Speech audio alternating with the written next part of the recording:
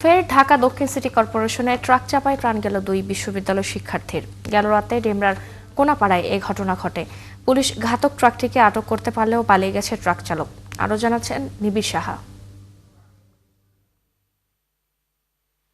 বৃহস্পতিবার সন্ধ্যায় বন্ধুর বোনের হলুদের অনুষ্ঠানে অংশ নেন বেসরকারি বিশ্ববিদ্যালয়ের 2 শিক্ষার্থী ইরাম দেওয়ান ও তপু আহমেদ। অনুষ্ঠান শেষে ডেমরার কোনাপাড়ায় একটি চায়ের দোকানে যান তারা।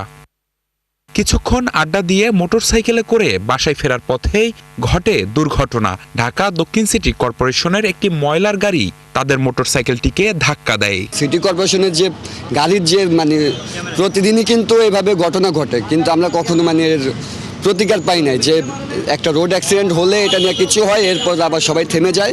এই যে ময়লার গাড়ি যারা চালাচ্ছে তাদের কি ঠিকভাবে সবকিছু মেনটেন করে আমাদের বাইক রাস্তায় নিয়ে গেলে থামাইয়া ডোপ টেস্ট করে, ওদের কি জীবনও করা হয়? এতে ঘটনাস্থলেই তপু মৃত্যুবরণ করেন। ইরামকে ঢাকা মেডিকেলে নিয়ে আসার পর মৃত ঘোষণা করেন চিকিৎসকরা। ফজর নামাজটা কাল পরে আমি সঙ্গে সঙ্গে ঢাকা মেডিকেলে চলে আসি। তো এখানে আসার পরে আমি জানতে পারলাম যে এই কোনাপাড়াতে নাকি বাইক অ্যাক্সিডেন্টে সে মারা গেছে, ওইখানে ঘটনাস্থলে সে মারা গেছে। এ ঘটনায় ঘাতক গাড়িটি আটক করেছে ডেমরা থানা পুলিশ। ঘটনা ঘটছে 4:30টার সময় মামলা নিচ্ছি আমরা।